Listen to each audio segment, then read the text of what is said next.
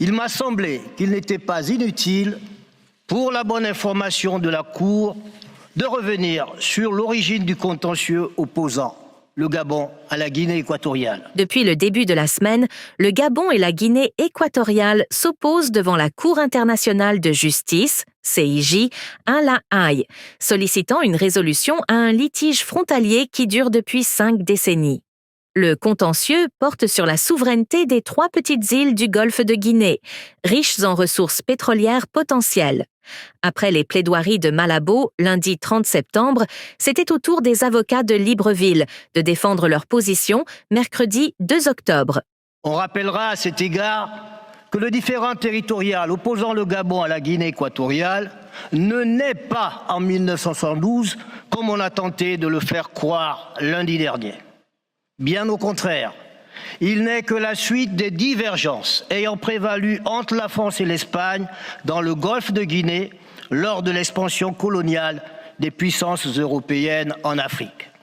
De fait, les rivalités et contestations de possession dureront pendant toute la période coloniale entre la France et l'Espagne, malgré l'existence de la Convention de Paris conclue en 1900 et formalisant la délimitation terrestre de leurs possessions respectives.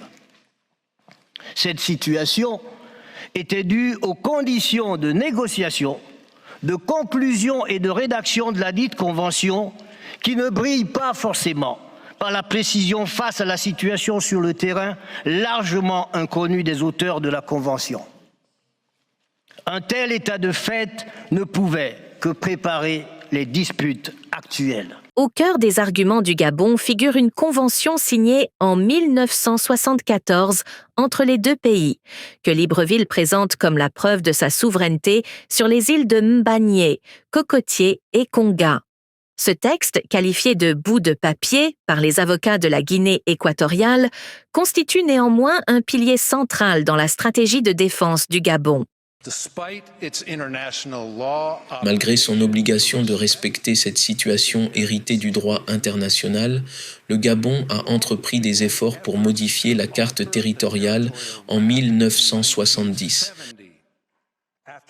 après que l'Espagne eut retiré ses forces armées qui protégeaient la Guinée équatoriale. Et après que les compagnies pétrolières eurent signalé d'importantes perspectives d'hydrocarbures dans les zones maritimes adjacentes à Mbagné, Cocotier et Konga. Pendant l'audience, les représentants gabonais ont soutenu l'existence de cette convention, malgré les contestations de Malabo, et ont demandé à la CIJ de lui accorder la reconnaissance nécessaire pour faciliter des négociations sur une base commune. Ils ont expliqué que cet accord avait été signé en 1974 dans la ville équato-guinéenne de Bata et qu'il consacrait la reconnaissance par la Guinée équatoriale de la souveraineté gabonaise sur les 3 îles disputées. Bien que Libreville n'ait pu fournir qu'une copie conforme du document, Marie-Madeleine Mboransuo, présidente honoraire de la Cour constitutionnelle du Gabon, a défendu la solidité de la preuve. En 1972, en effet, à la suite d'une mission de médiation africaine, nos 2 États ont convenu de régler leurs différends dans le cadre africain et par des voies pacifiques. Conformément à cet engagement, une intense activité diplomatique s'en est suivie et qui s'est traduite notamment par 3 importantes rencontres entre Omar Bongo et Francisco Macias Nguema, à l'époque, respectivement, président du Gabon et de la Guinée équatoriale. À l'issue de la 3e de ces réunions, tenue à Bata, les 2 chefs d'État ont signé le 12 septembre 1974 la Convention de Bata, délimitant les frontières terrestres et maritimes de la Guinée équatoriale et du Gabon, que nos contradicteurs s'obstinent de façon peut-être un peu puérile à ne pas appeler par son nom. Contre toute vraisemblance, la Guinée équatoriale conteste l'existence même de cette convention. en se retenant à peine d'accuser le Gabon d'avoir forgé un faux. Telle est la raison pour laquelle nous nous trouvons devant votre auguste cour aujourd'hui. En essayant de défaire ce que les deux présidents ont fait en 1974, la Guinée équatoriale rouvre un débat et qui avait cependant été clos de manière équilibrée. Et cette convention a en effet clarifié pour la première fois la question de la souveraineté sur les îles Mbanié, Cocotier et Konga et a déterminé leurs frontières maritimes communes que la France et l'Espagne n'avaient pas fixées.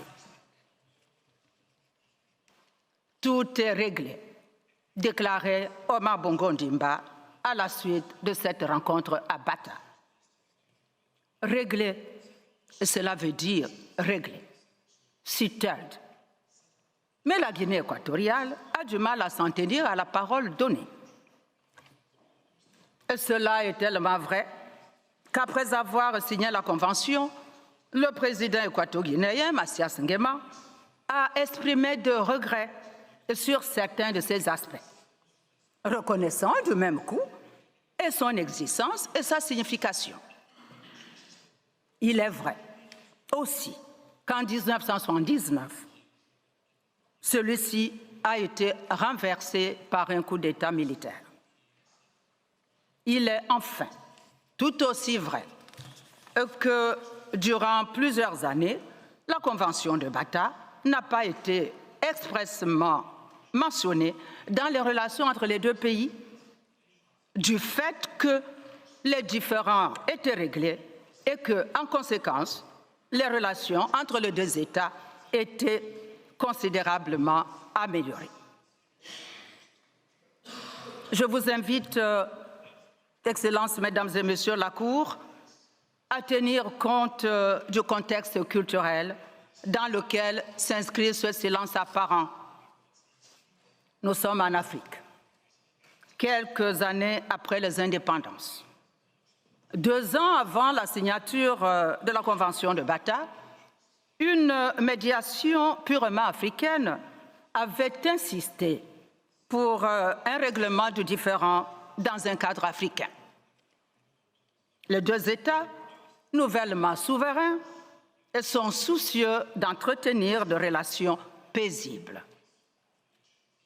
De la plus pure tradition africaine, marquée par une longue tradition orale, les diplomates et les autorités des deux pays vont s'employer à préciser et renforcer les modalités de leur coopération sans plus soulever des questions de principe. Pour le Gabon, la seule question était et demeure de savoir si la Convention de Bata, dont la Guinée équatoriale conteste jusqu'à l'existence, constitue un titre juridique faisant droit entre les parties.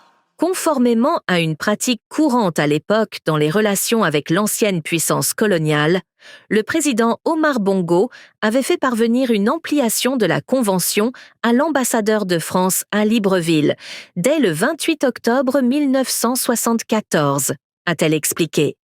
Elle a ajouté que cette lettre, avec la Convention en annexe, avait été retrouvée dans les archives françaises, renforçant ainsi la crédibilité du document. De son côté, la Guinée équatoriale continue de nier l'existence de cette convention et maintient que, bien que les 3 îles soient géographiquement plus proches du Gabon, elles sont tombées sous sa souveraineté à l'indépendance. Selon Malabo, Mbanié, Cocotier et Konga avaient été annexés sans résistance par l'Espagne coloniale il y a près de 2 siècles. Les audiences se poursuivront jusqu'à ce vendredi, après quoi les juges entameront leur délibéré. Abonnez-vous à notre chaîne pour plus d'infos et restez connectés pour ne rien manquer.